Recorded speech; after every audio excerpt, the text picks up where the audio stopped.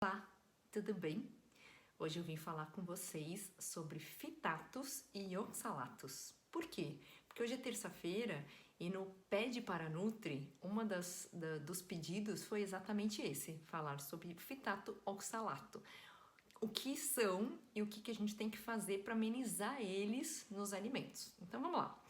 Eles são, na verdade, antinutrientes. Por quê?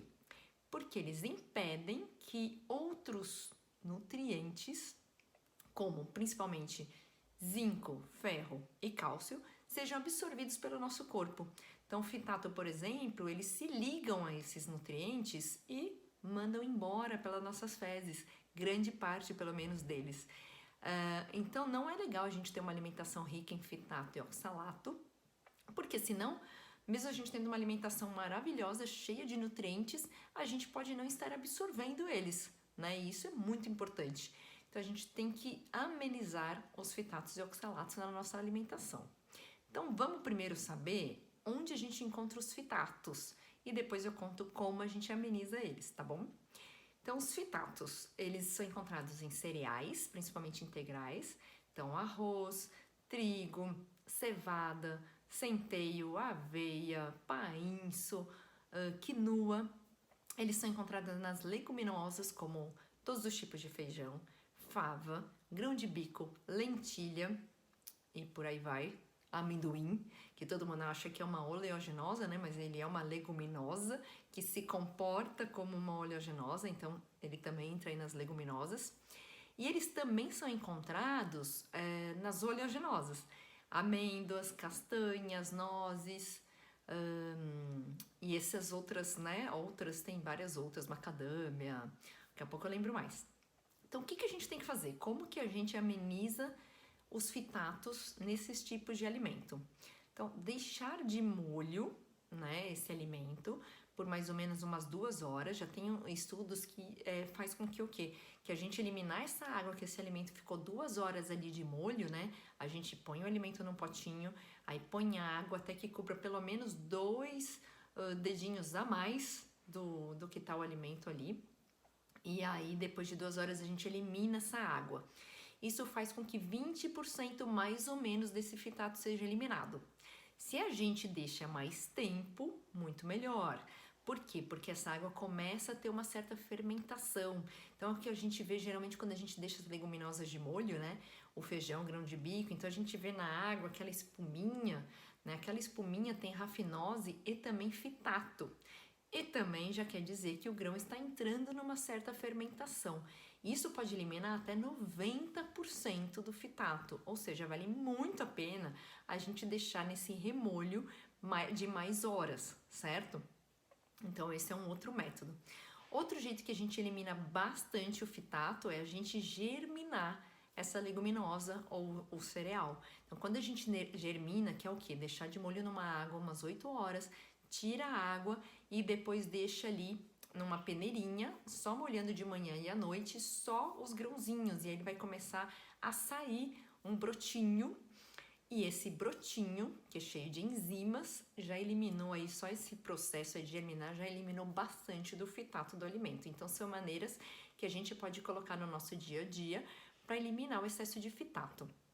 Agora, pergunta-chave é: a gente precisa fazer isso com todos os alimentos ricos em fitato?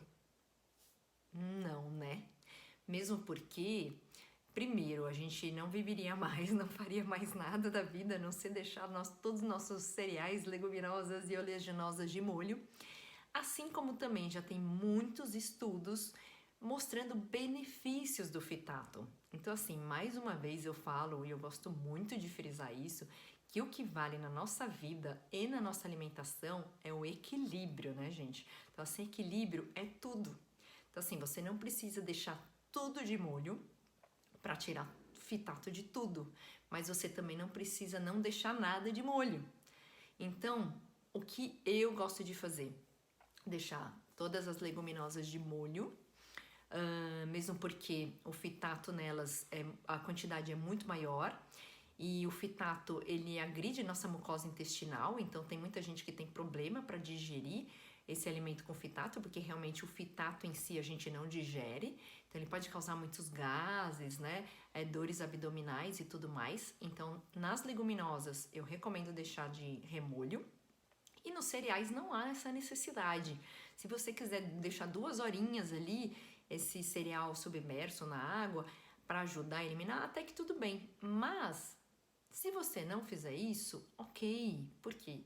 Como eu falei antes, tem vários benefícios do fitato e um deles, já muito estudado, é que ele pode ajudar muito a combater o câncer. Então, um pouquinho de fitato na vida, gente, é bem-vindo, né? Vamos lembrar, equilíbrio, certo? Assim como as oleaginosas, né? Se você tem tempo e quer fazer tudo bonitinho, quer deixar de molho oleaginosa e comer ela depois desse remolho, ok, ela vai ter menos fitato e tudo bem. Se você tem problema em digerir essas oleaginosas, pode ser por conta até do fitato. Se não, tudo bem, você já está tirando da parte maior aí, da quantidade que tem maior fitato, que é das leguminosas, certo? Agora, oxalato. Oxalato é outra coisinha, mas também é um antinutriente. Graças a Deus ele existe em menos quantidade de alimentos. Ele existe na beterraba, ele existe no ruibarbo, que não é muito conhecido aqui no Brasil. Ele existe na selga, que a gente usa bastante.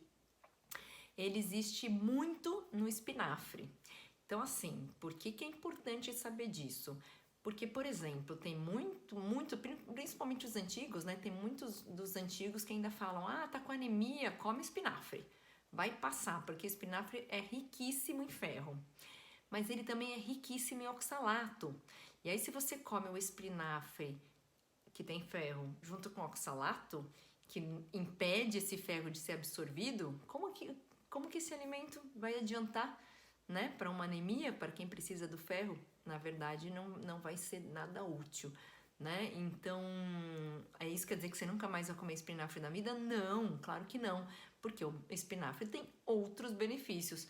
Mas lembra, gente, equilíbrio. Não vamos comer espinafre todo dia no suco verde, por exemplo, né? Vamos revezar com a couve-manteiga, com a rúcula, com agrião, com vários outros tipos de alimento. Por isso que a gente sempre fala, variar é sempre a melhor solução para quase todos os problemas da nossa vida. Porque sim, com vários tipos de alimento, durante dias diferentes, a gente não estressa nosso organismo com uma dada substância, antinutriente ou vitamina em excesso ou falta por aí, certo? Então, o oxalato é um pouquinho mais fácil da gente lidar, mas o seu excesso é até um pouquinho pior, porque pode até causar pedra no rim pra gente, tá? Então tem que prestar atenção e é legal a gente saber disso por conta de deixar a nossa vida melhor e a gente conseguir absorver melhor os nutrientes. Às vezes a gente tá achando que tá fazendo tudo bonitinho e tá comendo um antinutriente ali junto com um monte de nutriente, e aí a nutrição é o quê? Não é só o que a gente come, mas é também o que a gente digere, o que a gente absorve e o que a gente manda embora, né? Então, se a gente estiver mandando embora todos os nutrientes que a gente come, a gente não está absorvendo, a gente não está se nutrindo. Então, prestem atenção nisso. Espero que esse vídeo tenha ajudado, não só a quem perguntou, mas a todo mundo. E na próxima terça responderei outra perguntinha.